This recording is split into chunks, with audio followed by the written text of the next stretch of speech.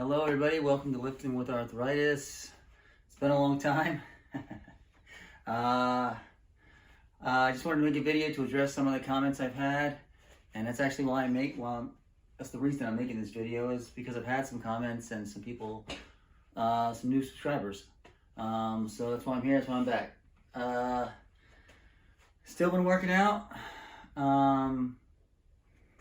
What's new with me?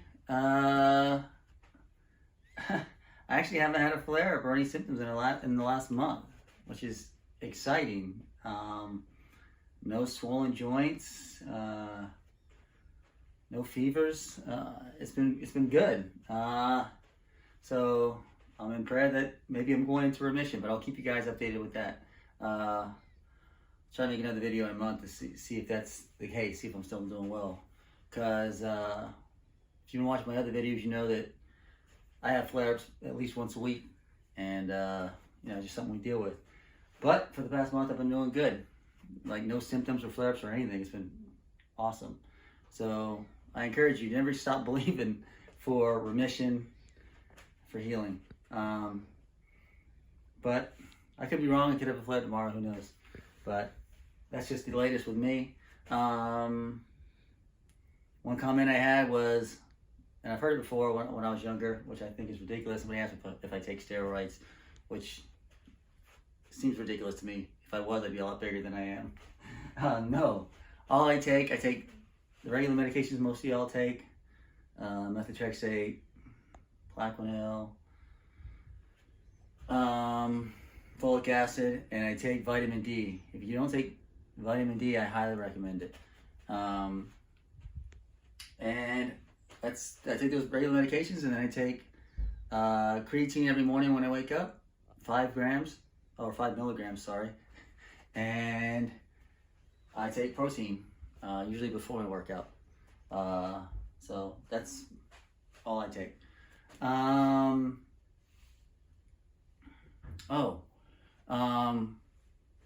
Most recent comment was asking me about, he's a bodybuilder, and he's got a professional giving him his advice about his diet that he doesn't really like.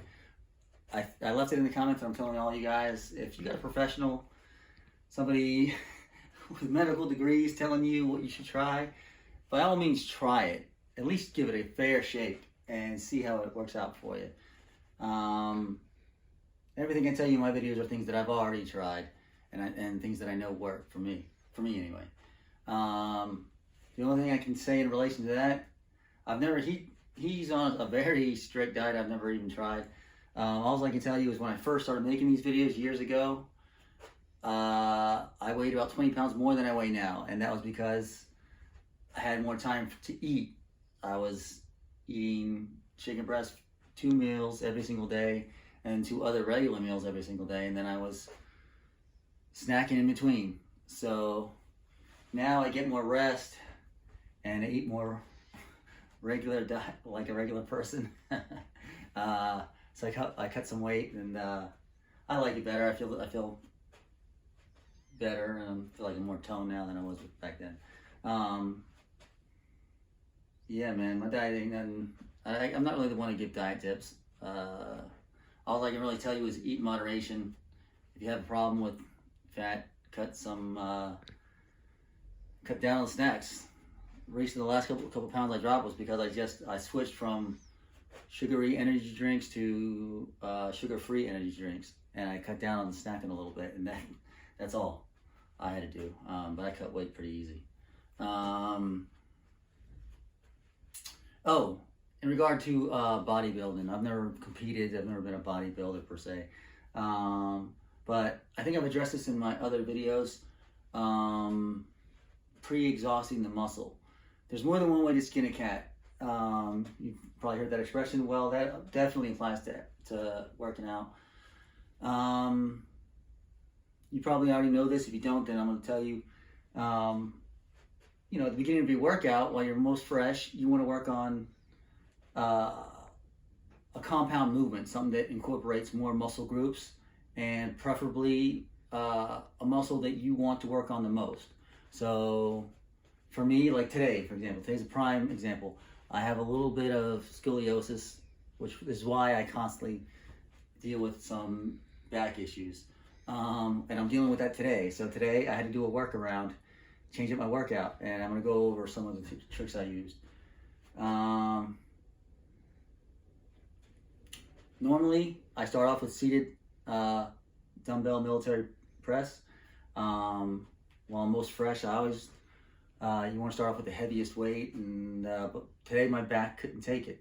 So normally I would do seated military press with dumbbells, and then standing barbell military press, and then move on to other things. But today, because of that, and I've done it before, I did lateral raises first, a lot of lateral raises, and then I even did rear delt exercises, and then I did my military press. So I'm going to show you something. I think I've shown you a variation of this exercise before, but this is the way I do it now, and it works better than the one I showed you before. I showed you everybody knows lateral raises are like this, and if you have a cable raise, you can do it. It's better because you put more tension. You can get a bigger stretch on the muscle. I don't have cables, so what you can do is you can either stand at an angle and do it like that and get a little stretch, but what I like to do is get a little lean from the bench and then do it. And then that way the tension's all the way down here.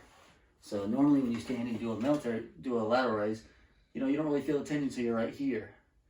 But if you do it like this, the tension is right at the beginning. So you feel it right away. That's a really good way to just incorporate the work more of the lat.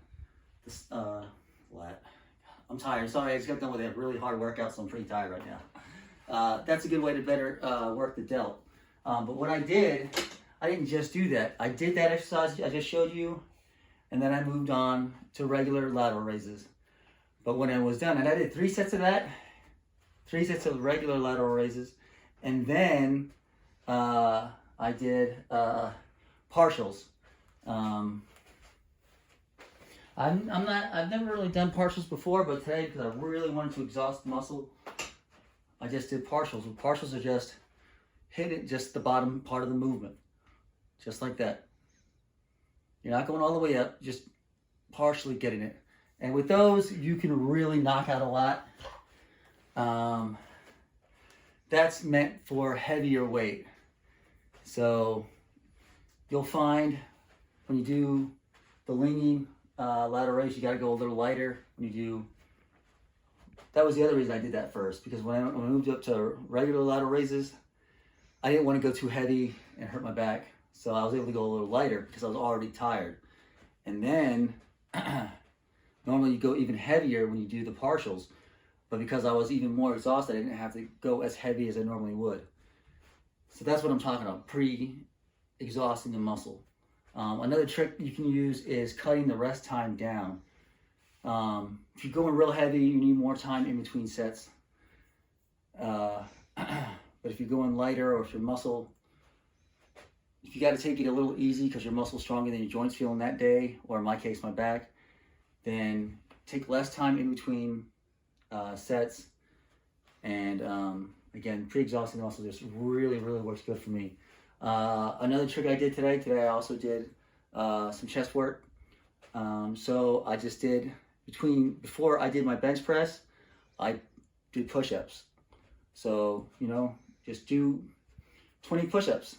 Get up, rest maybe 10 seconds, and then bench press. I'm telling you, that's really good, just because with my back today, and my honestly, if your joints ain't feeling good, you might want to take it easy on them also. So push-ups are a pretty safe way. Push-ups never hurt me. So you do your push-ups, and then you grab the weight, and you move on to bench press. It's just another good way to pre-exhaust the muscle. Highly recommend trying that out. That's what I did today. Sorry, this video, I'm rambling a lot. It's just I really wanted to get a video out to welcome all my new subscribers and address these comments I've had,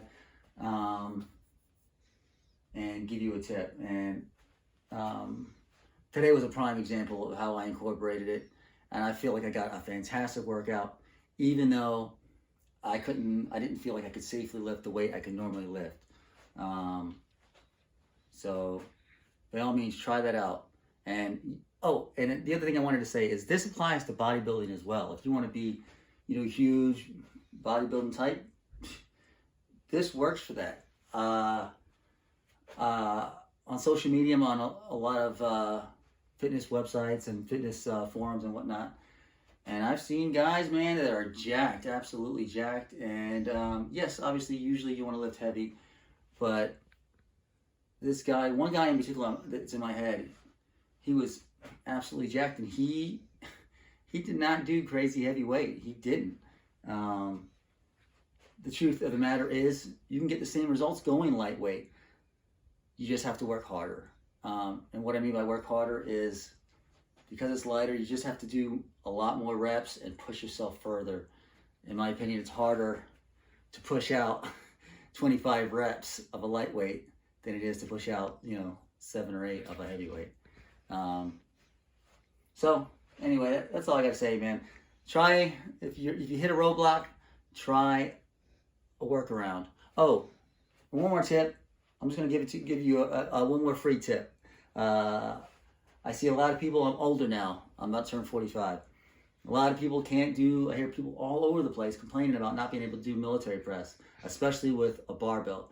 If you can't do military press, don't give up. Military press is such a great exercise. You don't have to do it. There are ways to get jack shoulders without doing it, but it's such a good exercise.